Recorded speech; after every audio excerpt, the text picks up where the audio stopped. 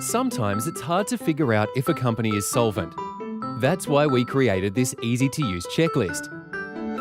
By answering a series of yes or no questions, company directors and advisors can quickly determine whether their client's company is insolvent.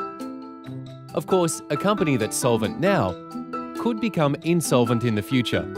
So here are 10 warning signs to look out for you if you suspect your client's company is heading towards insolvency. Some businesses blame their lack of growth on having too many eggs in one basket, and so they start to diversify. Unfortunately, all this often does is make things worse. Relying on a few big customers for the bulk of its revenue and creating a financial linchpin for itself can also be a sign a business is in trouble. Business owners need accurate and timely financial information. It helps them improve their business operations and act quickly if there's a problem.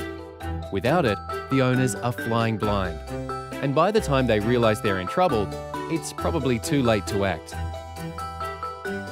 If the business owner stifles communication with their bank, ignores calls from them, doesn't file the required business reports, and tries to hide financial information, their business may well be in financial trouble.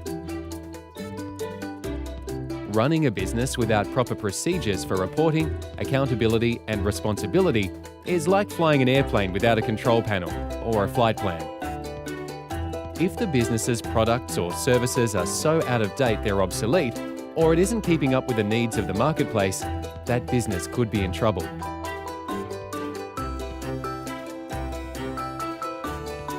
Believe it or not, a rapidly growing business can actually grow broke. While the growth may look healthy, the business's balance sheet may be suffering as a result. And that's assuming it even has the cash needed to fund the expansion. You might think a family-owned and operated business is a safe bet. After all, who wants to risk their family's future, right?